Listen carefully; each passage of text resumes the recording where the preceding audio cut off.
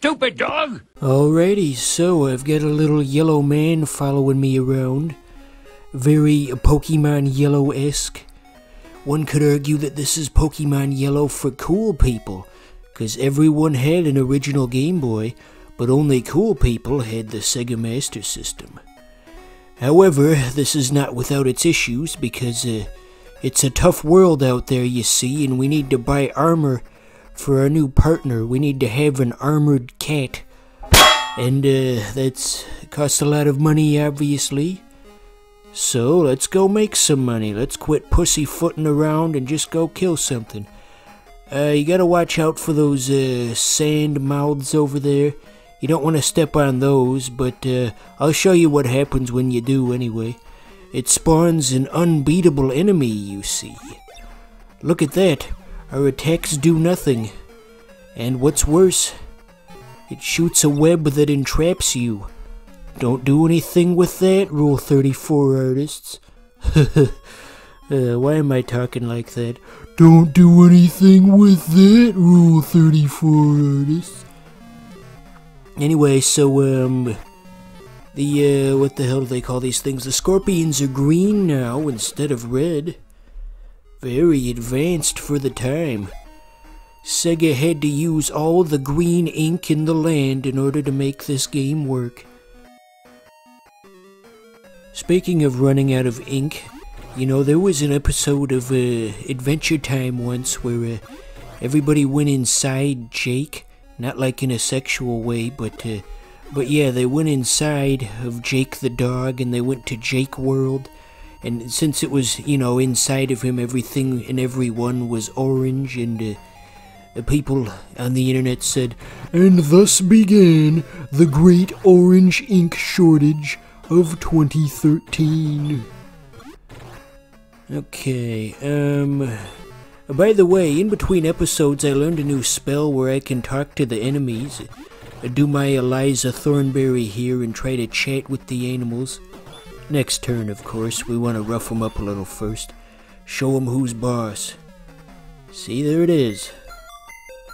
"You are brave to approach me," he says. Well, that's not threatening at all, is it? "You shouldn't have come here."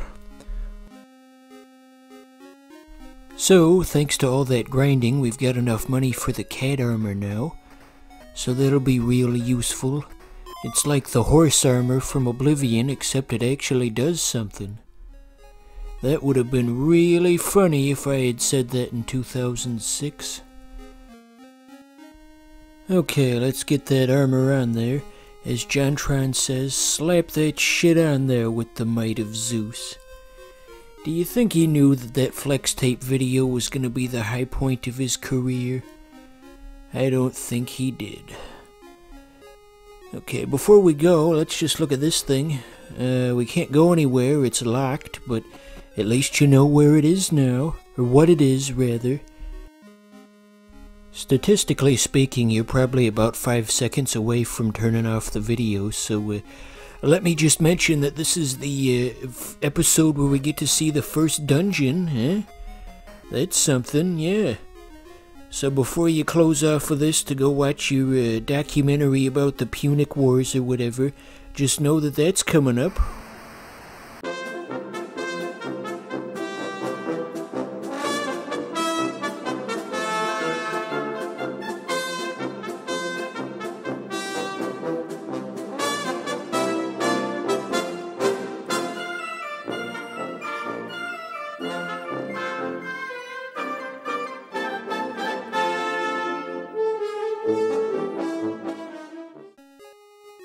Okay, so onward and upward to that dungeon. Back at the starting area, evidently. We might want to stop for a few supplies before we get there. Kinda like how on a long road trip you gotta stop at Stuckey's and get yourself a nice pecan pie. And in this case we gotta stop at this game's equivalent to Stuckey's and get dungeon supplies, you see. That's not funny. Okay, what do you got, futuristic jumpsuit man? Hand it up. This is the wrong place. Pardon me. This is the wrong room. Okay, I think this guy sells health items. There we go, yeah, one ought to be enough. For 2 people. I do have a healing spell that I didn't have previously, so we don't have to be too reliant now that I'm the new magic faith healer of Quahog, like that one episode.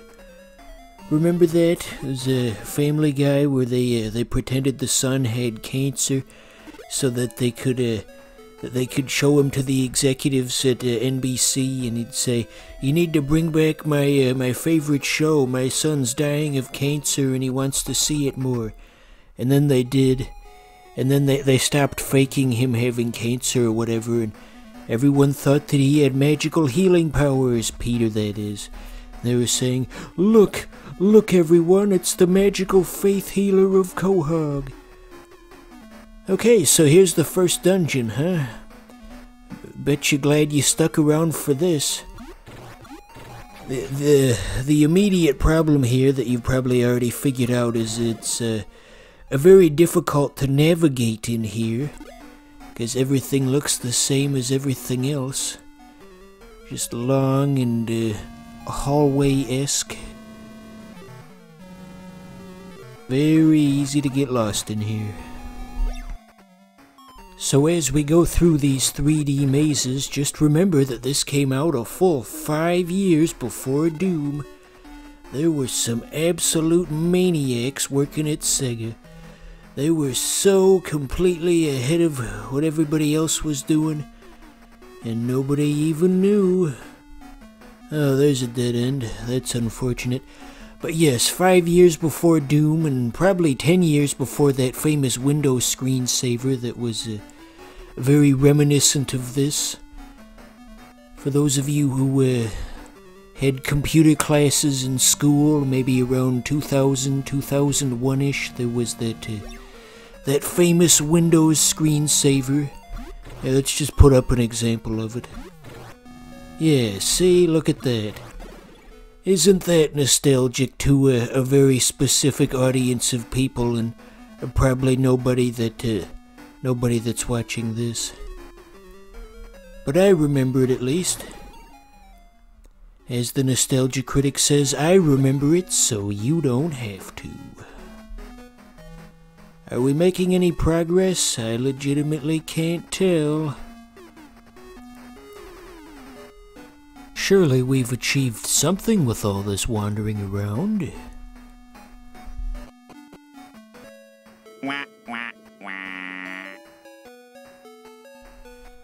Well, that's certainly a kick in the teeth, and to make matters worse, we can't simply go back into the cave. You need the flash item to illuminate it. Pokemon Yellow comparisons yet again. You could argue that the original Pokemon games had lots of inspiration from the RPGs that came before it. They stole the idea of using flash to illuminate caves and having a partner follow you around. Yes, indeed. So yeah, I picked up the flash item off camera rather than you know, just slowly, methodically going back and gotta buy the thing. I've made enough of these things over the years that I know what to cut and what to leave in. This would be a painfully slow experience if I left everything in.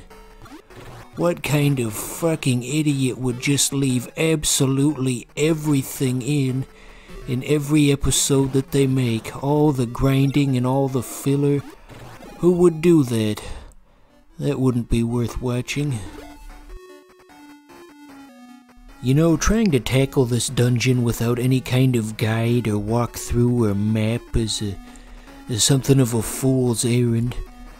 I don't know what we're trying to achieve here. Whoa, speak of the devil. But wait, this is no enemy. It directed us to our HP bars, but we cannot fight him. This was the guy we were looking for. If any of you were paying attention to the plot. Hopefully at least somebody was. I mean, I wasn't. Okay, so we gotta get that vial of medicine that was around the cat's neck, and this will undo his rigor mortis is what I meant to say. There we go. He's back to normal. And he's Duke Nukem. Thanks for saving. The text went by too fast and I couldn't say it. I also sound like Duke Nukem. Those pigs are gonna pay for what they did to my ride. Clearly, doing an impression of Duke Nukem is not one of the clubs in my bag, but doesn't he look like Duke Nukem without the sunglasses? Just a blonde flat top. So anyway, we'll wrap up the dungeon next episode. Stay tuned for that.